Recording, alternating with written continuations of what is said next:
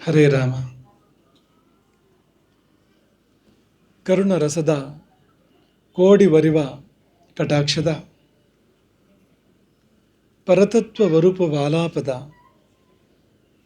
ವರ ಪುಣ್ಯಮಯ ಶರೀರದ ನಿರಾಭಾರಿ ಗುರುವಿರಲಿ ಎನ್ನ ಮಾನಸದಿ. ಆ ಸದ್ಗುರುವಿರಲಿ ನಮ್ಮೆಲ್ಲರ ಮಾನಸದಿ. ಲೋಕಾಭಿರಾಮಂ ರಣರಂಗಧೀರಂ ರಾಜೀವನೇತ್ರಂ ರಘುವಂಶನಾಥಂ ಕಾರುಣ್ಯರೂಪಂ ಕರುಣಾಕರಂ ತಂ ಶ್ರೀ ರಾಮಚಂದ್ರಂ ಶರಣಂ ಪ್ರಪದ್ಯೆ. ಕನಕದ್ರವ ಕಾಂತಿ ಕಾಂತಯ ಮಿಲಿತಂ ರಾಮಮುದೀಕ್ಷ್ಯ ಕಾಂತಯ ಚಪಲಾಯುತ ವಾರಿದ ಭ್ರಮಾತ್ ನೃತೆ ಚಾತಕಪೋತಕೈರ್ವನೈ.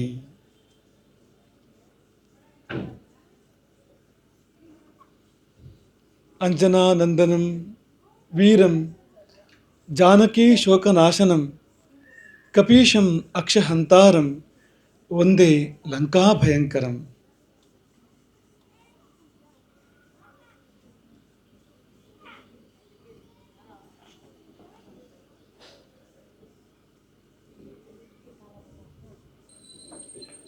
ಮೊತ್ತ ಮೊದಲು ಸೂತಭಟ್ರ ಮನೆಯಲ್ಲಿ ಸ್ವರ್ಣಮಂಟಪದಲ್ಲಿ ಶೋಭಿಸುವ ಸೀತಾರಾಮಚಂದ್ರ, ಆಂಜನೇಯ ಸ್ವಾಮಿ, ಚಂದ್ರಮೌಳೀಶ್ವರ, ರಾಜರಾಜೇಶ್ವರಿ ಮೊದಲಾದ ಸಮಸ್ತ ದೇವತೆಗಳನ್ನು ಮನಸಾ ಭಾವಿಸಿ ಅವರೆಲ್ಲರ ಕರುಣೆ ನಿಮ್ಮೆಲ್ಲರ ಮೇಲೆ ಮಳೆಯಾಗಿ ಸುರಿಯಲಿ. ಅದು ಈ ಮನೆಯನ್ನು ಉದ್ಧಾರ ಮಾಡಲಿ. ಈ ಮನೆಗೆ ಇತೋಪ್ಯತಿಶಯವಾದ ಶ್ರೇಯಸ್ಸು. ಇತೋಪ್ಯತಿಶಯ ಅಂದ್ರೇನು? ಇದಕ್ಕಿಂತ ಹೆಚ್ಚಿನದು. ಇತಃ ಅಪಿ ಅತಿಶಯ ಅಂತ. ಈಗೇನು ಶ್ರೇಯಸ್ಸಿದೆ ಇದಕ್ಕಿಂತ ಮಿಗಿಲಾದ ಶ್ರೇಯಸ್ಸನ್ನು ಆ ದೇವತೆಗಳು ಈ ಕುಟುಂಬಕ್ಕೆ, ಈ ಮನೆಗೆ ಅನುಗ್ರಹ ಮಾಡಿಕೊಡಲಿ ಎಂಬುದಾಗಿ ಮೊಟ್ಟ ಮೊದಲಾಗಿ ಪ್ರಾರ್ಥಿಸುವಂಥದ್ದು. ಇಂದು ಒಂದು ವಿಶೇಷ ದಿನ. ಇಂದು ಪೂರ್ಣಿಮೆ. ಅದು ಸಾಮಾನ್ಯವಾದ ಪೂರ್ಣಿಮೆ ಅಲ್ಲ, ಚಿತ್ರಾ ಪೂರ್ಣಿಮೆ. ಚಿತ್ರಾ ಪೂರ್ಣಿಮೆ ಅಂದರೆ ಏನು? ಚಂದ್ರ ಪೂರ್ಣನಾಗಬೇಕು, ಪಕ್ಕದಲ್ಲಿ ಚಿತ್ರಾ ನಕ್ಷತ್ರ ಇರಬೇಕು, ಅದು ಚಿತ್ರಾ ಪೂರ್ಣಿಮೆ. ಚಿತ್ರಾ ನಕ್ಷತ್ರದ ನೇರದಲ್ಲಿ ಚಂದ್ರ ಇರಬೇಕು, ಚಂದ್ರನಲ್ಲಿ ಪೂರ್ಣತೆ ಬಂದಿರಬೇಕು, ಹುಣ್ಣಿಮೆ ಆಗಿರಬೇಕು ಅಂತ. ಹಾಗಾಗಿ ಯಾವ ಹುಣ್ಣಿಮೆಯೆಂದು ಚಿತ್ರಾ ನಕ್ಷತ್ರ ಇದೆಯೋ, ಯಾವ ಹುಣ್ಣಿಮೆಯೆಂದು ಚಿತ್ರಾ ನಕ್ಷತ್ರ ಇದೆಯೋ ಆ ಹುಣ್ಣಿಮೆ ಅದು ಚಿತ್ರಾ ಪೂರ್ಣಿಮೆ. ಆ ಮಾಸ ಅದು ಚೈತ್ರ ಮಾಸ. ಚೈತ್ರ ಮಾಸ ಅಂತ ಹೆಸರು ಬರಲಿಕ್ಕೆ ಕಾರಣವೇ ಈ ದಿನ, ಇಂದಿನ ದಿನ. ಹುಣ್ಣಿಮೆ ದಿನ ಚಿತ್ರಾ ನಕ್ಷತ್ರ ಇರಬೇಕು ಅಂತ. ಹಾಗಾಗಿ ಚೈತ್ರ ಮಾಸ ಅಂತ. ನಮಗೆ ಇದರಿಂದಲೇ ಅರ್ಥ ಆಗಬೇಕು ಅಂತ ಚಿತ್ರಾ ನಕ್ಷತ್ರದ ಮಹತ್ವ ಏನು ಅಂತ. ಚಂದ್ರನಿಗೆ 27 ಮಂದಿ ಪತ್ನಿಯರು. ನಕ್ಷತ್ರಗಳು 27 ಕೂಡ ಚಂದ್ರನ ಪತ್ನಿಯರು. ಒಬ್ಬಾಕೆ ಚಿತ್ರ ಅವರಲ್ಲಿ. ಆ ಚಿತ್ರೆ ಮತ್ತು ಚಂದ್ರ ಅವರು ಒಡಗೂಡಿ ಇದ್ದಾಗ ಅಪರೂಪದ ಶೋಭೆ ಅಂತೆ, ವಿಶೇಷವಾದ ಶೋಭೆ ಅಂತೆ. ಎಷ್ಟರ ಮಟ್ಟಿಗೆ ಅಂದರೆ ವಾಲ್ಮೀಕಿಗಳು ಅದನ್ನು ಉಪಮಾನವಾಗಿ ಸ್ವೀಕಾರ ಮಾಡಿದ್ದಾರೆ. ರಾಮ ಸೀತೆಯರು ಒಡಗೂಡಿ ಇದ್ದಾಗ ಹೇಗೆ ಕಂಡರು? ಅರಣ್ಯಕಾಂಡವನ್ನು ನೀವು ಅವಲೋಕನ ಮಾಡಬೇಕು. ಅರಣ್ಯಕಾಂಡದಲ್ಲಿ ಆ ಶೂರ್ಪಣಖಿಯ ಪ್ರಕರಣ ಇದೆಯಲ್ಲ, ಅದಕ್ಕಿಂತ ಮೊದಲು ಚಳಿಗಾಲ, ಅದು ಹೇಮಂತರದ್ದು.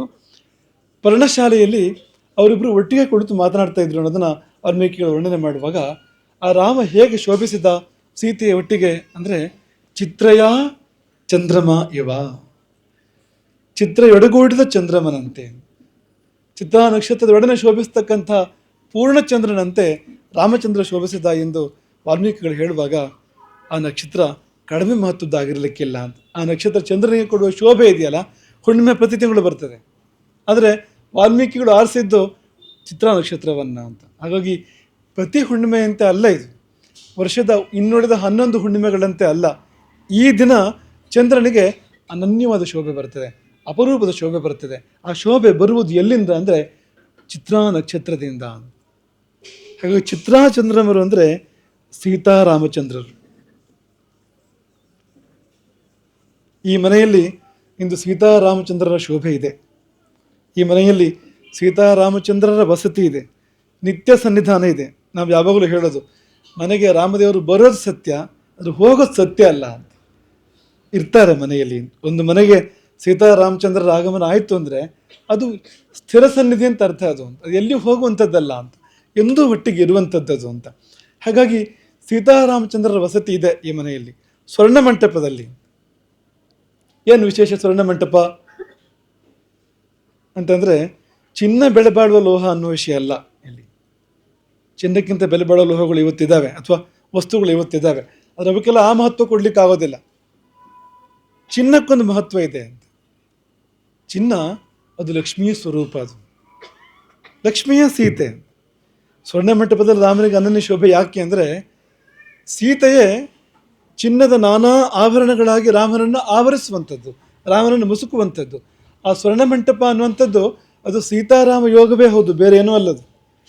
ಅದನ್ನೇ ಆರಂಭದಲ್ಲಿ ಒಂದು ಶ್ಲೋಕದಲ್ಲಿ ನಾವು ಹೇಳಿದ್ದು, ಕನಕ ದ್ರವ ಕಾಂತಿ ಕಾಂತಯ ಮಿಲಿತಂ ರಾಮ ಮುದೀಕ್ಷ ಕಾಂತಯ ಚಪಲಾಯುತ ವಾರಿದ ಭ್ರಮಾತ್ ನೃತೆ ಚಾತಕ ಪೋತಕ ಇರುವನೆ. ತುಂಬ ಸತಿ ಈ ಶ್ಲೋಕವನ್ನು ನಾವು ಹೇಳಿದ್ದುಂಟು.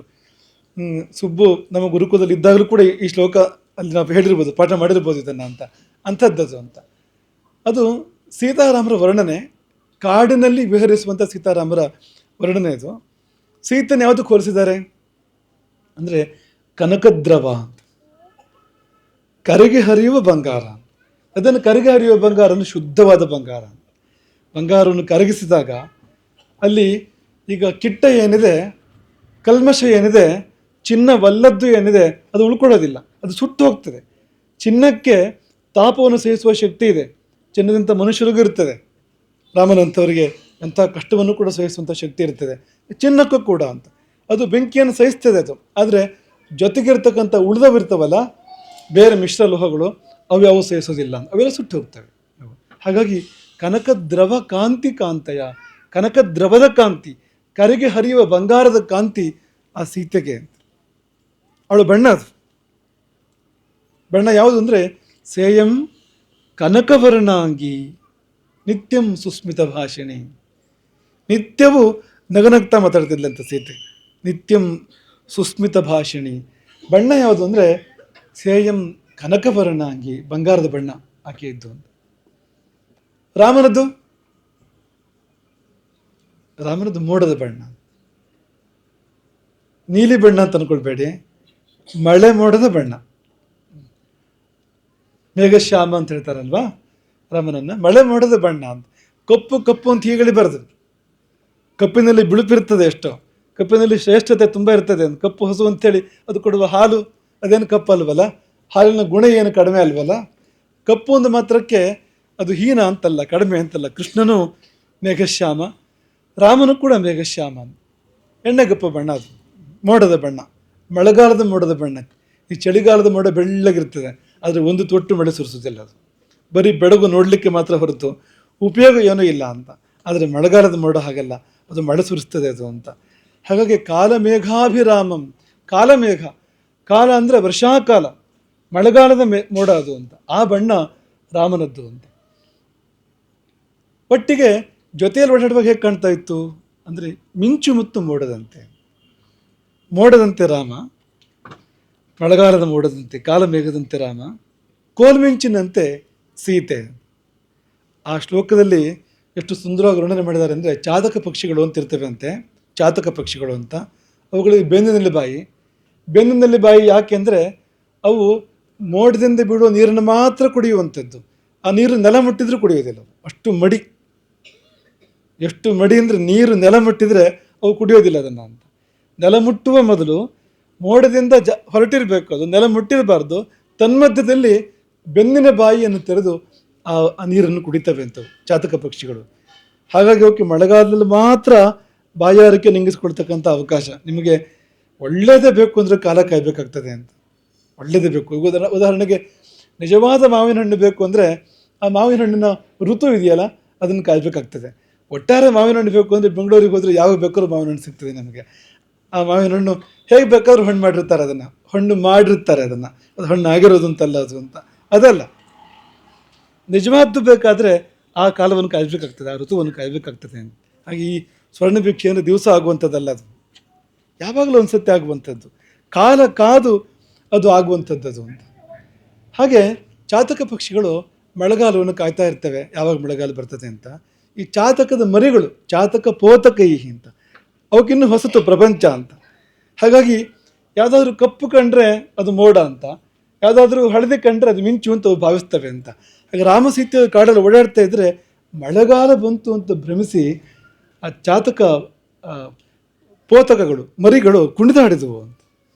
ನನೃತೆ ಚಾತಕ ಪೋತಕ ಇರುವನೆ ಅಂತ. ಎಷ್ಟರ ಮಟ್ಟಿಗೆ ಮೋಡದ ಬಣ್ಣ ರಾಮನದ್ದು, ಎಷ್ಟರ ಮಟ್ಟಿಗೆ ಮಿಂಚಿನ ಬಣ್ಣ ಸೀತೆ ಇದು ಅಂದರೆ ಪಕ್ಷಿಗಳಿಗೆ ಭ್ರಮೆಯಾಗುವಷ್ಟು ಅಂತ, ಮರಿ ಹಕ್ಕಿಗಳಿಗೆ ಭ್ರಮೆಯಾಗುವಷ್ಟು ಅಂತ.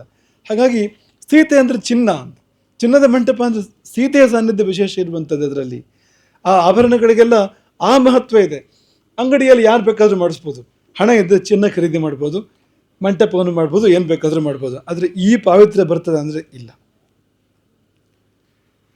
ಹಾಗಾಗಿ ಲಕ್ಷ್ಮಿಯನ್ನು ವರ್ಣನೆ ಮಾಡಬೇಕಾದ್ರೆ ಅಂಥ ಮಾತುಗಳನ್ನು ಬಲ್ಲವರು ಹೇಳೋದು ಉಂಟು.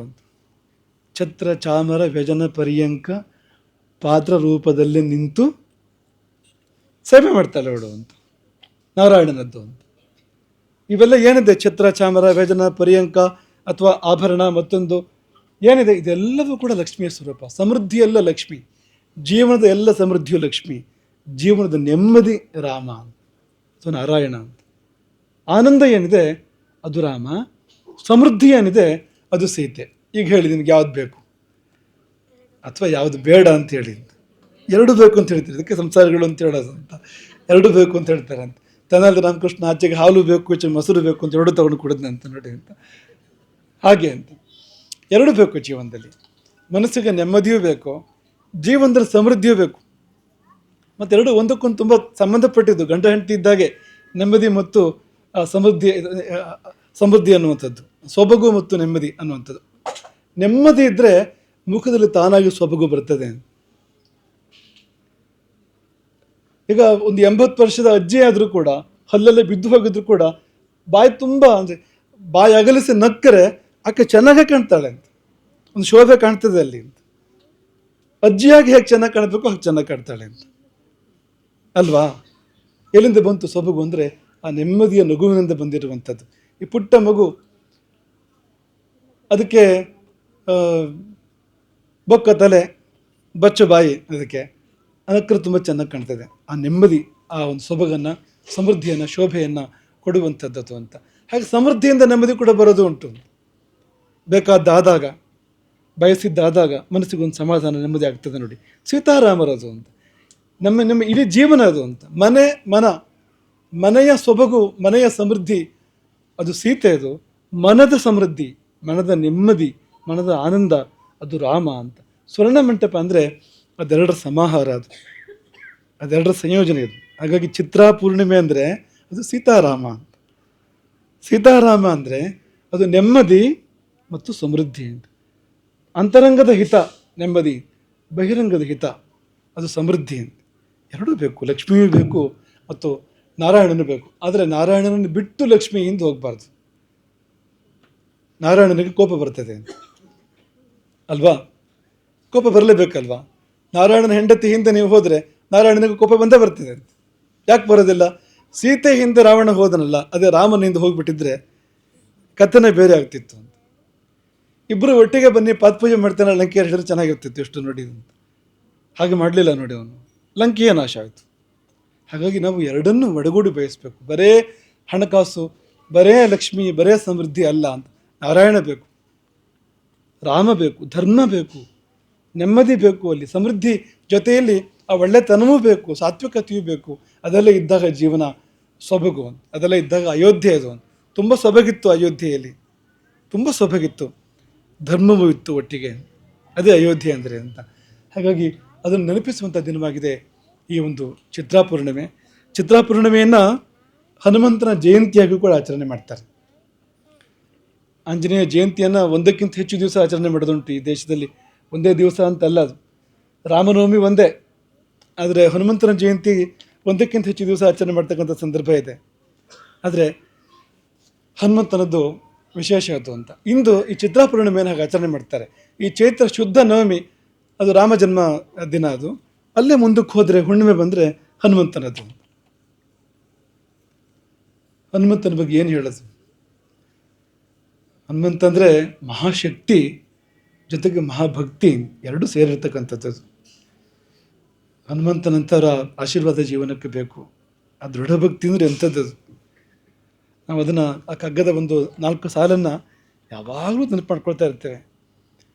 ಘನತತ್ವ ಒಂದಕ್ಕೆ ದಿನರಾತ್ರಿ ಮನಸ್ಸು ಹೋತು. ಯಾವ್ದಾದ್ರು ಒಂದು ಘನತತ್ವಕ್ಕೆ ನಾವು ಮನಸ್ಸು ಹೋಲ್ಬೇಕು. ಜೀವನ ಬರೀ ಗೆಲ್ಲೋದಲ್ಲ, ಸೋಲೋದುಂಟು ಜೀವನದಲ್ಲಿ. ಎಲ್ಲಿ ಸೋಲ್ಬೇಕು ಅಂದರೆ ಘನತತ್ವಕ್ಕೆ ಸೋಲಬೇಕು. ನಾವು ಜೀವನದಲ್ಲಿ ಗೆಲ್ತೇವೆ.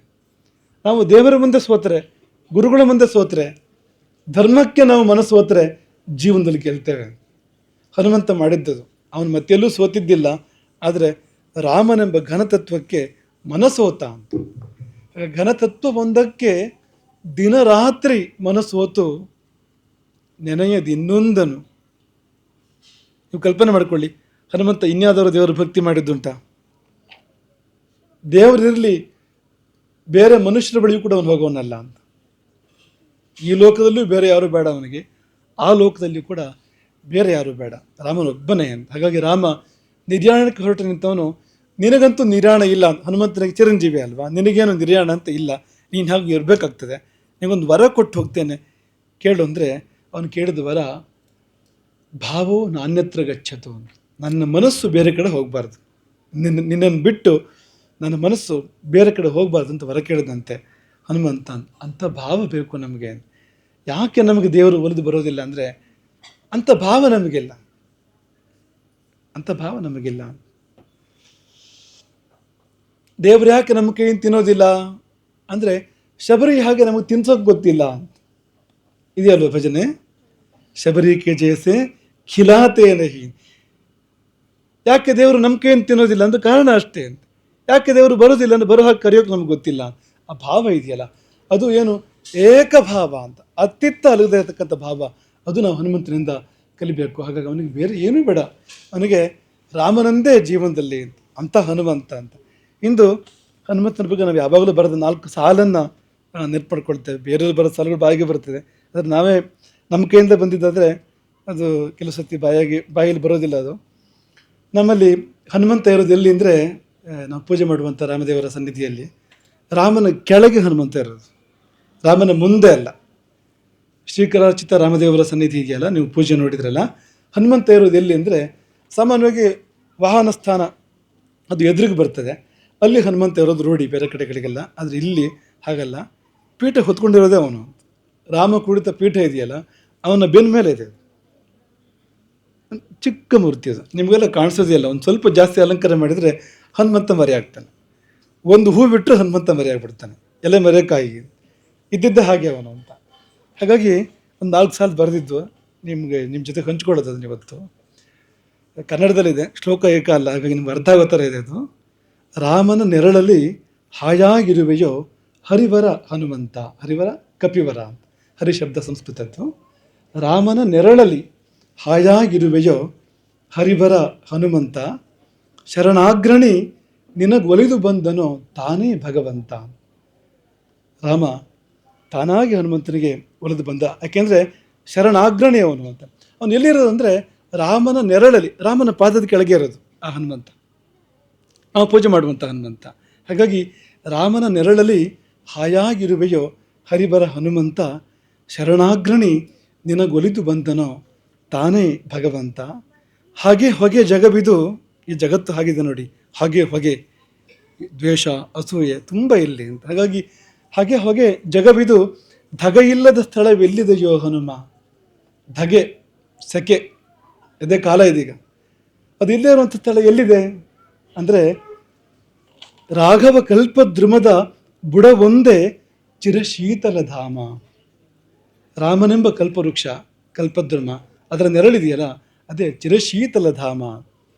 3 ಲೋಕದಲ್ಲಿ ಯಾರು ನಿನಗೆ ಸಮ, 3 ಲೋಕದಲ್ಲಿ ಯಾರು ನಿನಗೆ ಸಮ, ಧನ್ಯ ವಾನರೇಶ. ಪ್ರಭುವಿನ ಚರಣದಿ ನೆಲೆಸಲು ಲಭಿಸಿತು ಶಾಶ್ವತ ಅವಕಾಶ.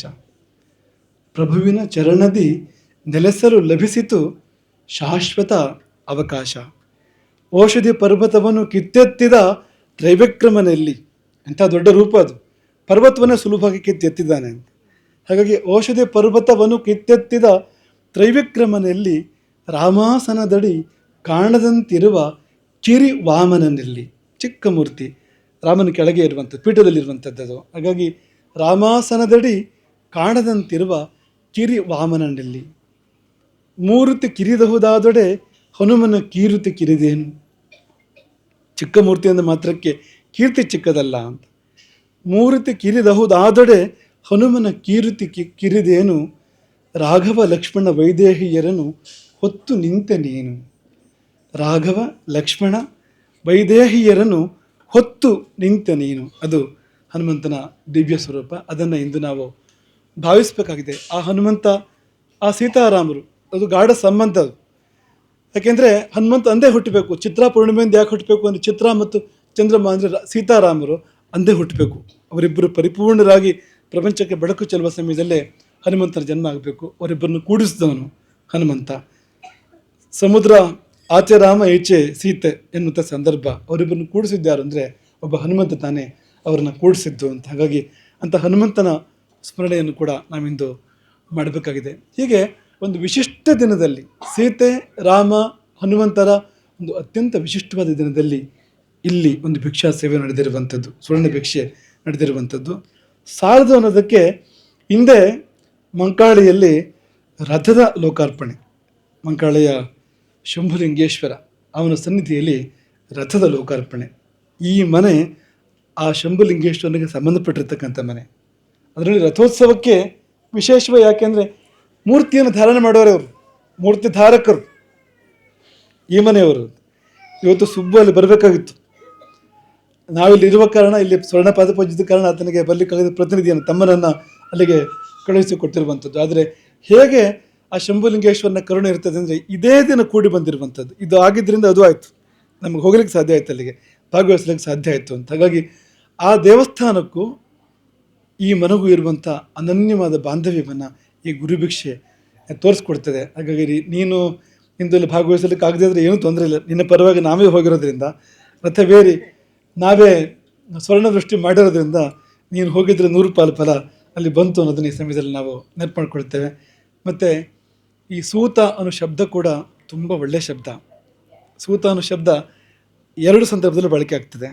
ಈ ಮನೆಗೆ ಆ ಶಬ್ದ ಇರುವಂಥದ್ದು. ಸೂತ ಒಂದು ಪುರಾಣಿಕರು, ಸೂತ ಪುರಾಣಿಕರು ತುಂಬ ದೊಡ್ಡವರು ಅವರು. ಸೂತ ಪುರಾಣಿಕರು ಅಂದರೆ ಯಾವ ದೇವತೆಯನ್ನು ಬೇಕಾದರೂ ಕಣ್ಣು ಮುಂದೆ ತರುವಂಥ ಶಕ್ತಿ ಇದ್ದಂಥವರು, ಅಥವಾ ಯಾವುದೇ ಮಹಾಪುರುಷರು ಅವರ ಪಾತ್ರವನ್ನು ತಂದು ಕಣ್ಣು ಮುಂದೆ ನಿಲ್ಲಿಸ್ತಕ್ಕಂಥ ವ್ಯಕ್ತಿತ್ವ ಅದು. ಈಗ ರಾಮ ಅಂತ ಅಂದ್ಕೊಳ್ಳಿ, ರಾಮ ಹೃದಯದಲ್ಲಿ ನಿಂತರೆ ಅವನು ಮುಕ್ತನಾಗ್ತಾನೆ, ಬೇರೆ ಏನೂ ಬೇಡ ಜೀವನದಲ್ಲಿ. ಕೃಷ್ಣ ಹೃದಯದಲ್ಲಿ ನಿಂತರೆ ಅವನಿಗೆ ಜೀವನದಲ್ಲಿ ಬೇರೆ ಯಾವ ಸಾಧನೆಯೂ ಬೇಡ, ಅವನು ಮುಕ್ತನಾಗ್ತಾನೆ, ಎಲ್ಲ ಪಾಪಗಳನ್ನು ಕಳ್ಕೊಳ್ತಾನೆ. ನಿಲ್ಲಿಸುವ ಶಕ್ತಿ ಅವರಿಗಿತ್ತು, ಸೂತ ಪುರಾಣಿಕರಿಗಿತ್ತು. ತುಂಬ ಪ್ರಸಿದ್ಧರು ಸೂತ ಪುರಾಣಿಕರು. ಸಂಪೂರ್ಣ ಪುರಾಣ ಪ್ರಪಂಚ ಅವರ ಕಡೆಯಿಂದ ಬಂದಿದೆ ಪ್ರಪಂಚಕ್ಕೆ. ನೀವು ಯಾವ ಕಥೆ ತಗೊಳ್ಳಿ ಅಲ್ಲಿಂದ ಬಂದಿರತಕ್ಕಂಥದ್ದು ಅಂತ. ಹಾಗಾಗಿ ಎಲ್ಲ ದೇವತೆಗಳನ್ನು, ಎಲ್ಲ ಮಹಾಪುರುಷರನ್ನು, ಎಲ್ಲ ಮೇರು ವ್ಯಕ್ತಿತ್ವಗಳನ್ನು ಕಣ್ಣು ಮುಂದೆ ತಂದು ಹೃದಯದಲ್ಲಿ ನಿಲ್ಲಿಸ್ತಕ್ಕಂಥ ಒಂದು ಮಹನೀಯ ವ್ಯಕ್ತಿತ್ವ ಅದು ಸೂತ ಪುರಾಣಿಕರು. ಅವರಿಂದಾಗಿ ಉದ್ಧಾರವಾದವರಿಗೆ ಲೆಕ್ಕ ಇಲ್ಲ. ಇಂದು ಕೂಡ ಆಗ್ತಾ ಇದೆ ಅದು ಎಲೆಮರೆಕಾಯಿ ಅದು. ಆ ವ್ಯಕ್ತಿತ್ವ ಕೂಡ ಸೂತ ಪುರಾಣಿಕರು ಯಾರಿಗೂ ಗೊತ್ತು. ಒಂದಾನೊಂದು ಕಾಲದಲ್ಲಿ ಶುರುವಾಗ್ತದೆ ಅಲ್ವಾ, ನೈಮಿಷಾರಣ್ಯದಲ್ಲಿ ಸೂತ ಪುರಾಣಿಕರು ಶೌನಕಾದಿ ಮುನಿಗಳಿಗೆ ಹೇಳಿದರು ಅಂತ. ಏನು ಹೇಳಿದ್ರು ಅಂದರೆ, ಸನಾತನ ಪ್ರಪಂಚವನ್ನೇ ಹೇಳಿಬಿಟ್ಟಿದ್ದಾರೆ ಅವರು ಅಂತ. ಇನ್ನೇನು ಉಳಿದಿಲ್ಲ ಬಾಕಿ ಅಂತ, ಅಷ್ಟೆಲ್ಲವನ್ನು ಕೂಡ ಹೇಳಿದ್ದಾರೆ. ಅಂಥ ಜ್ಞಾನಸಾಗರ ಅಂತ ಸೂತ ಪುರಾಣಿಕರು ಅವರು. ಅದು ಒಂದು ಕಡೆಯಿಂದ. ಇನ್ನೊಂದು ಕಡೆಯಿಂದ ಸೂತ ಅಂದರೆ ಸಾರಥಿ ಅಂತ, ಸಾರಥ್ಯ ಬೇಯಿಸ್ತಕ್ಕಂಥದ್ದು. ರಥದ ಸಾರಥಿಗೆ ಸೂತ ಅಂತ ಹೆಸರು. ಯುದ್ಧದಲ್ಲಿ ಅವನ ಪಾತ್ರ ತುಂಬ ಮುಖ್ಯ. ಅವನು ಸಾರಥ್ಯವನ್ನು ತುಂಬ ಚೆನ್ನಾಗಿ ಮಾಡಿದರೆ ರಥಿಕನಿಗೆ ಬಿಡುವ ಎಷ್ಟೋ ಪೆಟ್ಟುಗಳು ತಪ್ಪುತ್ತವೆ. ಈ ಕೃಷ್ಣನಂತವರು ಸಾರಥಿಯಾಗಿ ಸಿಕ್ಕಿದರೆ ಮತ್ತು ಯುದ್ಧ ಗೆಲ್ಲಲಿಕ್ಕೆ ಬೇರೆ ಏನೂ ಬೇಡ ಅಂತ. ನೋಡಿ, ಕೃಷ್ಣ ಸಾರಥ್ಯವನ್ನು ಆರಿಸ್ಕೊಂಡ. ಮಹಾಭಾರತ ಯುದ್ಧದಲ್ಲಿ ಅವನು ಚಕ್ರ ಹಿಡಿಲಿಲ್ಲ, ಅಂದರೆ ಚಕ್ರ ಹಿಡಿದು ಯುದ್ಧ ಮಾಡಲಿಲ್ಲ ಕೃಷ್ಣ, ಆಯುಧ ಹಿಡಿಲಿಲ್ಲ. ಆದರೆ ಆಯುಧ ಹಿಡಿಯದೆಯೇ ಕೇವಲ ಕಡಿವಾಣ ಹಿಡಿದಿದ್ದು ಅರ್ಜುನನ ರಥದ ಕಡಿವಾಣವೋ, ಇಡೀ ಮಹಾಭಾರತ ಯುದ್ಧದ ಕಡಿವಾಣವೋ ದೇವರಿಗೆ ಗೊತ್ತು ಅಂತ ನಡೆಸಿದ್ದನ್ನು ನೋಡಿ ಅಂತ. ಈ 2 ಸಂದರ್ಭಗಳು ಮನಸ್ಸಿಗೆ ಬರ್ತವೆ. ಎರಡೂ ಬಗೆಯಲ್ಲಿ ಈ ಮನೆಗೆ ನಾವು ಆಶೀರ್ವಾದ ಮಾಡಲಿಕ್ಕೆ ಅಪೇಕ್ಷೆ ಪಡ್ತೇವೆ. ಈ ಮನೆಗೆ ಶಂಭುಲಿಂಗೇಶ್ವರನೇ ಈ ಮನೆಯ ಸಾರಥ್ಯವನ್ನು ವಹಿಸಲಿ. ಇವತ್ತು ರಥೋತ್ಸವ ತಾನೆಯಲ್ಲಿ 52 ವರ್ಷಗಳ ಬಳಿಕ ಆಗ್ತಾ ಇರ್ತಕ್ಕಂಥದ್ದು ಅಂತ. ಹಾಗಾಗಿ ಶಂಭುಲಿಂಗೇಶ್ವರನೇ ತನ್ನ ಮೂರ್ತಿಧಾರಕರ ಕುಟುಂಬದ ಸಾರಥ್ಯವನ್ನು, ಅವರ ಬದುಕಿನ ಸಾರಥ್ಯವನ್ನು ವಹಿಸಲಿ ಎಂಬುದಾಗಿ ಈ ಸಮಯದಲ್ಲಿ ನಾವು ಆಶೀರ್ವಾದ ಮಾಡುವಂಥದ್ದು, ಆಶಿಸುವಂಥದ್ದು. ಮೂರ್ತಿಯನ್ನು ಧಾರಣೆ ಮಾಡುವಂಥದ್ದು ಸಣ್ಣ ಪುಣ್ಯ ಅಲ್ಲ, ಅದು ಪುಣ್ಯದ ಪುಣ್ಯ, ಮಹಾಪುಣ್ಯ. ಅದು ಇಡೀ ಪ್ರಪಂಚಕ್ಕೆ ಭಗವಂತನನ್ನು ತೋರಿಸುವಂಥದ್ದು. ಸೂತ ಪುರಾಣಿಕರ ಕೆಲಸವೇ ಅದು, ಶಂಭುಲಿಂಗೇಶ್ವರನ ಪ್ರಪಂಚಕ್ಕೆ ತೋರಿಸುವಂಥದ್ದು ಅಂತ. ಹಾಗಾಗಿ ಆ ರೀತಿಯಲ್ಲಿ ಈ ಸಮಯದಲ್ಲಿ ಆಶೀರ್ವಾದ ಮಾಡ್ತಾ, ಸೂತ ಪುರಾಣಿಕರ ಹಾಗೆ ಈ ಮನೆಯಲ್ಲಿ ಎಲ್ಲ ದೇವದೇವತೆಗಳು ನಲಿಯಲಿ, ಈ ಮನೆಯಿಂದ ಅದೆಷ್ಟೋ ಜನಕ್ಕೆ ಉದ್ಧಾರದ ಹಾದಿ ಕಾಣಲಿ ಎಂಬುದಾಗಿ ಈ ಸಮಯದಲ್ಲಿ ಆಶೀರ್ವಾದ ಮಾಡಿ, ಇದೊಂದು ರೀತಿ ಪರಂಪರೆ ಹಾಗೆ ಮುಂದುವರಿತಾ ಇದೆ. ಈ ಸುಬ್ರಹ್ಮಣ್ಯ ನಮ್ಮ ಗುರುಕುಲದ ವಿದ್ಯಾರ್ಥಿ. ಹೊಸನಗರದಲ್ಲಿ ನಾವು ಗುರುಕುಲ ನಡೆಸ್ತಾ ಇದ್ದಾಗ ಅಲ್ಲಿಯ ಗುರುಕುಲದ ವಿದ್ಯಾರ್ಥಿ. ಅದೇ ಗುರುಕುಲವನ್ನು ನಾವೀಗ ಅಶೋಕಿಯಲ್ಲಿ ಗೋಕರ್ಣದಲ್ಲಿ ಮುಂದುವರಿಸ್ತಾ ಇದ್ದೇವೆ. ಅಲ್ಲಿ ವಿದ್ಯಾರ್ಥಿ ಅವನ ಮಗ, ತಂದೆಯೂ ವಿದ್ಯಾರ್ಥಿ, ಮಗನೂ ವಿದ್ಯಾರ್ಥಿ. ಆ ರೀತಿಯಲ್ಲಿ ಪರಂಪರೆ ಅದು ಮುಂದುವರೆದಿದೆ ಅಂತ, ವಿದ್ಯಾರ್ಥಿ ತನ ಮುಂದುವರೆದಿದೆ ಅಂತ. ಇವನು ಕೂಡ ನಮ್ಮ ನೇರ ಶಿಷ್ಯನಾಗ್ತಾ ಇದ್ದಾನೆ. ನಮ್ಮ ಜ್ಯೋತಿಷದ ಪಾಠ, ನಾವು ನೇರವಾಗಿ ಮಾಡ್ತಕ್ಕಂಥ ಪಾಠಗಳಿಗೆ ಅವನು ಕೂತಕ್ಕಂಥ ಸಂದರ್ಭ ಇದೆ ನೋಡಿ. ಹಾಗಾಗಿ ನೇರವಾಗಿ ನಮ್ಮ ವಿದ್ಯಾರ್ಥಿ ಆಗ್ತಾ ಇದ್ದಾನೆ ಅವನು ಕೂಡ. ಈ ಶಿಷ್ಯನ ಬಗ್ಗೆ ಹೆಮ್ಮೆ ಆಗೋದು ಯಾವಾಗ ಅಂದರೆ, ಗುರುವಿನ ತತ್ವ ಜೀವನಕ್ಕೆ ಬಂದಾಗ ಅಂತ. ನಾವು ಮಾತನ್ನ ಕೊನೆ ಹಂತಕ್ಕೆ ಬರ್ತಾ ಇದ್ದೇವೆ, ತುಂಬ ಮಾತಾಡಿ ಅರ್ಥ ಏನೂ ಇಲ್ಲ. ನೋಡಿ ಆ ಕಡೆ ನೋಡಿ, ಅದು ಎಷ್ಟು ಚೆನ್ನಾಗಿದೆ ಒಂದು ಕಟ್ಟಡ ನೋಡಿ. ಯಾರಾದರೂ ಅದನ್ನೊಂದು ಗೋಶಾಲೆ ಅಂತ ಹೇಳ್ತಾರ ಆ ಕಟ್ಟಡವನ್ನು? ಯಾರಾದರೂ? ಮನೆ ಕೂಡ ಅಷ್ಟು ಚೆನ್ನಾಗಿರೋದಿಲ್ಲ ಎಷ್ಟೋ ಜನರದ್ದು ಅಂತ. ಒಳಗಡೆ ಹೋಗಿ ಹೊರಗಡೆ ಮಾತ್ರ ಅಲ್ಲ, ಕೆಲವು ಬಾರಿ ಏನಾಗಿರ್ತದೆ ಅಂದರೆ ಬಾಹ್ಯ ಶೋಭೆ ಮಾತ್ರ, ಬಾಹ್ಯದಲ್ಲಿ ಥಳುಕು ಒಳಗೆ ಕೊಳಕು ಅಂತ ಹೇಗಿರ್ತದೆ ಅಲ್ವಾ? ಆದರೆ ಇದು ಹಾಗಲ್ಲ ಅಂತ. ಒಳಗೆ ಹೋದರೆ ಅಲ್ಲಿಯೂ ಕೂಡ ತುಂಬ ಸುವ್ಯವಸ್ಥೆ ಇದೆ. ಗೋವುಗಳಿಗೆ ಧಗೆ ಆಗಬಾರ್ದು ಅಂತ ಪಂಖದ ವ್ಯವಸ್ಥೆ ಇದೆ ಅಲ್ಲಿ ನಿರಂತರವಾಗಿ. ಅವನ ಗುರು ಹೇಳಿದ ತತ್ವ ಅದು ಅಂತ. ಗೋವುಗಳನ್ನು ಪೂಜಿಸಿ, ಗೋವುಗಳನ್ನು ಪ್ರೀತಿಸಿ, ಗೋವುಗಳನ್ನು ರಕ್ಷಿಸಿ, ಆಧರಿಸಿ, ಗೋವುಗಳನ್ನು ಮನೆಯಲ್ಲಿ ಕುಟುಂಬದ ಸದಸ್ಯರಂತೆ ನೋಡಿ ಎಂದು ನಾವು ಹೇಳಿದ್ದು ಶೂನ್ಯದಲ್ಲಿ ಹೋಗಲಿಲ್ಲ ಅಂತ. ಒಂದು ಮಾತಿದೆ, ಒಳ್ಳೆ ಮಾತುಗಳಿದ್ದರೆ ಹೃದಯದಲ್ಲಿಟ್ಕೋ, ವಿದ್ಯೆಯನ್ನು ಹೃದಯದಲ್ಲಿಟ್ಕೋ, ಬಿತ್ತಬೇಡ. ಬಿತ್ತಬೇಕಾದ್ರೆ ಅದು ಮರುಭೂಮಿ ಆಗಿರಬಾರ್ದು. ವಿದ್ಯೆಯ ಸಹ ಮರ್ತವ್ಯಂ, ವಿದ್ಯೆ ಜೊತೆಗೆ ಸತ್ತರೂ ಪರವಾಗಿಲ್ಲ, ಆದರೆ ಮರುಭೂಮಿಯಲ್ಲಿ ವಿದ್ಯೆಯ ಬೀಜವನ್ನು ನೆಡಬೇಡ ಎಂಬುದಾಗಿ ಬಲ್ಲವರು ಸ್ಮೃತಿಗಳು ಹೇಳೋದುಂಟು. ಇದು ಹಾಗಾಗಲಿಲ್ಲ ಅಂತ. ಒಂದು ಒಳ್ಳೆ ಮಾತು ಹೇಳಿದ್ದಕ್ಕೆ ಇಂಥದ್ದೊಂದು ಗೋಶಾಲೆ ಎದ್ದು ಬಂತು ನೋಡಿ. ಇದನ್ನು ನೋಡಿದಾಗ ನಮಗೆ ತುಂಬ ಆಶ್ಚರ್ಯ, ಸಂತೋಷ ಎಲ್ಲ ಒಟ್ಟಿಗೆ ಆಯಿತು ಅಂತ. ಜೀವನದಲ್ಲಿ ತತ್ವಗಳು ಅನುಷ್ಠಾನಕ್ಕೆ ಬಂದವು. ಇದು ಬೇಕು ಅನ್ನೋದನ್ನ ಈ ಸಮಯದಲ್ಲಿ ನಾವು ತುಂಬ ಹೆಮ್ಮೆಯಿಂದ ಭಾವಿಸ್ತೇವೆ. ಅದನ್ನ ಇಡೀ ಕ್ರಮವೇ ಆಗಿದೆ. ಗುಣ, ಸ್ವಭಾವ, ಕ್ರಮ ಎಲ್ಲ ನಮ್ಮ ಶಿಷ್ಯ ಅಂತ ನಾವು ಹೆಮ್ಮೆಯಿಂದ ಹೇಳ್ಕೊಳ್ಬೋದು, ಅಭಿಮಾನದಿಂದ ಹೇಳ್ಕೊಳ್ಬೋದು. ಆ ತರಹ ಇದೆ ಅಂದರೆ ತಂದೆ ತಾಯಿಯರ ಬಗ್ಗೆ ಇರತಕ್ಕಂಥ ಒಂದು ಕಾಳಜಿ, ಆಸ್ಥೆ, ಅವರು ಸೇವೆ ಮಾಡಬೇಕು ಅನ್ನೋ ಭಾವನೆ ಎಲ್ಲ ತುಂಬ ಸಂತೋಷವನ್ನು ಕೊಡುವಂಥದ್ದು. ಗುರುಪೀಠದ ಬಗ್ಗೆ ಇರುವಂಥ ಶ್ರದ್ಧೆ, ಇವತ್ತು ಅವನು ಮಾಡ್ತಾ ಇರುವಂಥ ಸೇವೆ ಗುರುಪೀಠಕ್ಕೆ, ಇದೆಲ್ಲ ಒಬ್ಬ ಗುರುಕುಲದ ವಿದ್ಯಾರ್ಥಿ ಹೇಗಿರಬೇಕೋ ಅವನು ಹಾಗಿದ್ದಾನೆ. ಇವತ್ತು ನಾವು ನೆಟ್ಟ ಗಿಡ ಅದು ಬೆಳೆದು ಕಲ್ಪವೃಕ್ಷ ಆಗಿದೆ ಅನ್ನೋದು ನಮಗೆ ತುಂಬ ಸಂತೋಷವನ್ನು ಕೊಡುವಂಥದ್ದು ಅಂತ. ಕೊನೆಯದೇನು ಅಂದರೆ, ಈ ಮನೆಗೆ ಒಂದು ಹೆಸರು ಕೊಟ್ಟಿದ್ದಾನೆ, ಹೊಸ ಮನೆಗೆ ಹೆಸರು ಕೊಟ್ಟಿದ್ದಾರೆ. ಹೆಸರೇನು ಅಂದರೆ ಭಾಸುರಥ ಅಂತ ಹೆಸರು. ಭಾಸುರಥ. ಭಾಸುರಥ ಅಂದರೆ ಏನು ಅಂದರೆ ಶೋಭೆ ಅಂತ. ಭಾಸುರ ಅಂದರೆ ಯಾವುದು? ಹೊಳಿತಾ ಇರುವಂಥದ್ದು, ಶೋಭಿಸ್ತಾ ಇರುವಂಥದ್ದು, ಕಂಗೊಳಿಸ್ತಾ ಇರ್ತಕ್ಕಂಥದ್ದು. ಭಾಸುರಥ ಅಂದರೆ ಆ ಹೊಳಪು, ಶೋಭೆ, ಕಾಂತಿ. ಚಿತ್ರಾ ಪೂರ್ಣಿಮೆ ಅಲ್ವೇ ಹೊತ್ತು ಆ ಹುಣ್ಣಿಮೆಯ ಬೆಳದಿಂಗಳ ಕಾಂತಿ ಅಂತ ಅನ್ಬೋದು ನೀವು ಅಂತ. ಕತ್ತಲಾಗಬಾರದು, ಮನೆ ಬೆಳಕಾಗಿರಬೇಕು, ಹೊಳಿತಾ ಇರಬೇಕು ಅನ್ನೋ ಭಾವ ಅದಿರುವಂಥದ್ದು. ಆದರೆ ಅದರಲ್ಲಿ ಈ ಮನೆಯವರೆಲ್ಲರೂ ಕೂಡ ಇದ್ದಾರೆ ಅಂತ. ಇದು ಸೂತ ಭಟ್ರ ಮನೆತನ. ತಂದೆ ಸುಬ್ರಾಯ ಭಟ್ರು, ಮಗ ಸುಬ್ರಹ್ಮಣ್ಯ. ಭಾಸುರಥ ಅನ್ಬೇಕಾದ್ರೆ ಆ ಸೂ ಇದೆಯಲ್ಲ, ಅದು ಸುಬ್ರಾಯ ಭಟ್ರು ಮತ್ತು ಸುಬ್ರಹ್ಮಣ್ಯ, ಅಪ್ಪ ಮಗ ಇಬ್ಬರು ಬಂದಿದ್ದಾರೆ ಅಲ್ಲಿ ಅಂತ. ಮತ್ತು ಭಾಸುರ ಇದೆಯಲ್ಲ, ಭಾಗೀರಥಿ, ಅಲ್ಲಿಂದ ಒಂದು ಅಕ್ಷರ ಬಂದಿದೆ ಅಂತ. ಈಗ ಅಪ್ಪನೂ ಬೇಕು, ಅಮ್ಮನೂ ಬೇಕು, ಮಗನೂ ಬೇಕು ಅಂತ 3 ಜನರು ಬಂದಾಗಾಯ್ತಲ್ವಾ. ಸುಬ್ರಹ್ಮಣ್ಯನ ಹೆಂಡತಿ ಶ್ವೇತಾ ಅಂತ. ಈಗ ಭಾಸ್ವರಥ ದೀರ್ಘ ಇದೆಯಲ್ಲ ಕೊನೆಯಲ್ಲಿ, ಅದು ಶ್ವೇತಾ, ಅದು ಬಂದಿರುವಂಥದ್ದು. ಎಲ್ಲರೂ ಬರಬೇಕು ಅಂತ ಅನ್ನೋದು. ಮಗ ಸುಮುಖ ಅಲ್ಲೇ ಬಂದ, ಅವನು ಸುರತ ಅನ್ಬೇಕಾದ್ರೆ ಸು ಅನ್ಬೇಕಾದ್ರೆ ಅಲ್ಲೇ ಬಂದವನು ಅಂತ. ಹಾಗಾಗಿ ಒಂದು ಮನೆ ಅಂದರೆ ಏನು ಅಂದರೆ, ಮನೆ ಅಂದರೆ ಇಟ್ಟಿಗೆಗಳ ಒಂದು ಜೋಡಣೆ ಅಲ್ಲ ಅದು ಅಂತ. ಮನೆ ಅಂದರೆ ಏನು ಅಂದರೆ ಕುಟುಂಬದ ಸದಸ್ಯರ ಜೋಡಣೆ ಅದು. ಮನೆ ಅಂದರೆ ಅದು ಅಡಿಪಾಯ, ಗೋಡೆ, ಛಾವಣಿ ಇದೆಲ್ಲ ಸೇರಿದೆ, ಹಂಚು ಮತ್ತೊಂದೆಲ್ಲ ಸೇರಿದೆ, ಅಷ್ಟೇ ಅಲ್ಲ ಮನೆ ಅಂದರೆ ಅಂತ. ಈಗ ಆಂಗ್ಲ ಭಾಷೆಯಲ್ಲಿ ಹೌಸ್ ಮತ್ತು ಹೋಮ್ ಅನ್ನೋ ಎರಡು ಶಬ್ದಗಳಿದೆ. ಎರಡು ಶಬ್ದದಲ್ಲಿ ತುಂಬ ವ್ಯತ್ಯಾಸ ಇದೆ ಅಂತ. House is made of bricks. ಈ ಹೌಸ್ ಅಂದರೆ ಅದು ಇಟ್ಟಿಗೆ ಕಟ್ಟಡ ಅದು. ಆದರೆ ಹೋಮ್ ಅಂದರೆ home is made of peace. ಶಾಂತಿ ಇರಬೇಕು ಅಂತ. ಶಾಂತಿ ಯಾವಾಗ ಇರ್ತದೆ ಅಂದರೆ 5 ಜನ 6 ಜನ 7 ಜನ ಕೂಡ್ಕೊಂಡಿದ್ದಾಗ ಶಾಂತಿ ಇರ್ತದೆ. ಒಂದು ಚೂರು ಆ ಕಡೆ ಈ ಕಡೆ ಆದರೆ ಶಾಂತಿ ಇಲ್ಲ ಅಲ್ಲಿ, ಮತ್ತೆಲ್ಲ ಇರ್ಬೋದು ಅಂತ.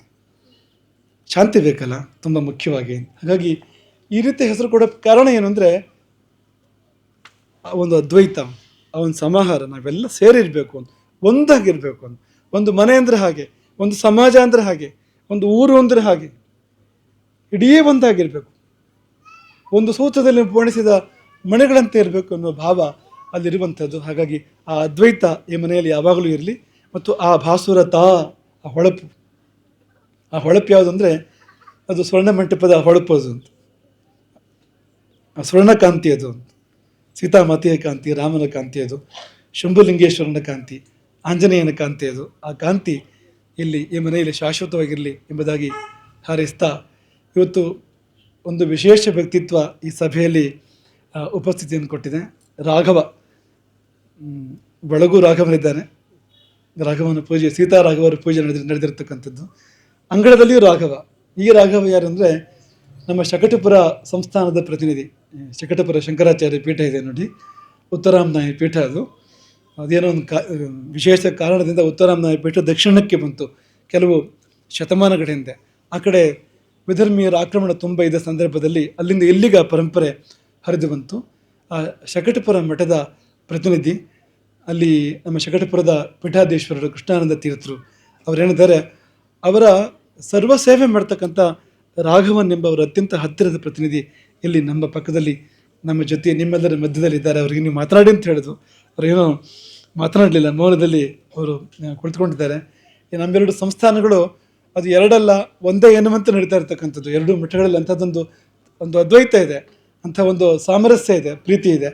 ಅವರ ಉಪಸ್ಥಿತಿಯನ್ನು ನಾವು ಇವತ್ತು ಈ ಸಂದರ್ಭದಲ್ಲಿ ಮಾನ್ಯ ಮಾಡ್ತೇವೆ. ನೀವು ಎಲ್ಲರೂ ಕೂಡ ಆ ಸಂಸ್ಥಾನಕ್ಕೂ ನಿಮ್ಮ ಗೌರವವನ್ನು ಸಲ್ಲಿಸಬೇಕು. ಯಾಕಂದರೆ ತುಂಬ ಒಂದು ಒಳ್ಳೆಯ ಪರಂಪರೆ, ಅನುಷ್ಠಾನ ಇರ್ತಕ್ಕಂಥ ಒಂದು ಪರಂಪರೆ ಪೀಠ. ಮತ್ತು ಇನ್ನೊಂದು ಪೀಠದ ಶ್ರೇಯಸ್ಸನ್ನು ಹಾರೈಸ್ತಕ್ಕಂಥ ಪೀಠ ಅಂತ, ಇನ್ನೊಂದು ಪೀಠಕ್ಕೆ ಒಳಿತು ಮಾಡ್ತಕ್ಕಂಥ ಪೀಠ ಅಂತ, ಅಂಥ ಪೀಠಗಳು ಬೇಕು ಸಮಾಜದಲ್ಲಿ ಅಂತ. ಹಾಗಾಗಿ ನಾವು ಅದನ್ನು ಅಭಿಮಾನದಿಂದ ಈ ಸಮಯದಲ್ಲಿ ನೆನೆಸ್ಕೊಂಡು ಕೂಡಿ ಬಂದಿರತಕ್ಕಂಥದ್ದು. 10-12 ವರ್ಷದ ಹಿಂದೆ ನಮ್ಮ ಸುಬ್ಬು ಯಾವುದೋ ಕಾರಣಕ್ಕಲ್ಲಿ ಹೋಗಿದ್ದಂತೆ ಶಕಟಪುರಕ್ಕೆ. ಈಗ ಅವ್ರು ಬಂದಿದ್ದಾರೆ ಇವತ್ತು ಇಲ್ಲಿಗೆ. ನಾವು ಬಂದ ಸಂದರ್ಭದಲ್ಲಿ ತಾನಾಗಿ ಅವರು ಇಲ್ಲಿ ಬಂದಿದ್ದಾರೆ ಅಂತ, ಹೇಗೆ ಕೂಡಿ ಬರ್ತಿದೆ ನೋಡಿ ಅದು ಅಂತ. ಹಾಗಾಗಿ ಅಂಥ ಆ ಬಾಂಧವ್ಯ ಮುಂದೆ ಬರುವ ದಿನಗಳಲ್ಲಿ ಕೂಡ ಮುಂದುವರಿಲಿ ಎಂಬುದಾಗಿ ಆಶಿಸಿ ನಿಮ್ಮೆಲ್ಲರನ್ನೂ ತುಂಬ ಪ್ರೀತಿಯಿಂದ ಹರಿಸ್ತೇವೆ. ನಿಮ್ಮ ಬದುಕಿನಲ್ಲಿ ನೆಮ್ಮದಿಯನ್ನು ರಾಮ ಕೊಡಲಿ, ನಿಮ್ಮ ಬದುಕಿನಲ್ಲಿ ಸಮೃದ್ಧಿಯನ್ನು ಸೀತೆ ಕೊಡಲಿ, ನಿಮ್ಮ ಬದುಕಿನಲ್ಲಿ ನಿಮ್ಮ ಮನಸ್ಸಿನಲ್ಲಿ ಏಕಭಕ್ತಿಯನ್ನು ಏಕನಿಷ್ಠೆಯನ್ನು ಹನುಮಂತ ಕೊಡಲಿ. ನೀವೆಲ್ಲ ಶಂಭುಲಿಂಗೇಶ್ವರನ ರಥದಲ್ಲಿ ಕುಳಿತು ಹೋಗುವಾಗಲಿ ನಿಮ್ಮ ಜೀವನ ಶಂಭುಲಿಂಗೇಶ್ವರನ ರಥವಾಗಿ ಮಾರ್ಪಡಲಿ. ನಿಮಗೆಲ್ಲರಿಗೂ ಒಳ್ಳೆಯದಾಗಲಿ. ವಿಶೇಷವಾಗಿ ಈ ಕುಟುಂಬಕ್ಕೆ ತುಂಬ ಆಶೀರ್ವಾದಗಳು, ತುಂಬ ಶ್ರೇಯಸ್ಸಾಗಲಿ ಎಂಬುದಾಗಿ ಹರಸಿ ನಿಮ್ಮೆಲ್ಲರಿಗೂ ಒಳಿತನ್ನು ಹಾರೈಸ್ತೇವೆ. ಎಲ್ಲರಿಗೂ ಒಳಿತಾಗಲಿ ಅಂತ ಪುಣ್ಯ ಆಗ್ತದೆ. ಹರೇ ರಾಮ. ಗೋಕರ್ಣ ಮಂಡಲಾಧೀಶ್ವರ ಶ್ರೀಮದ್ ಜಗದ್ಗುರು ಶಂಕರಾಚಾರ್ಯ ಶ್ರೀ ಶ್ರೀ ರಾಘವೇಶ್ವರ ಭಾರತೀ ಸ್ವಾಮಿ ಮಹಾರಾಜ್ ಕೀ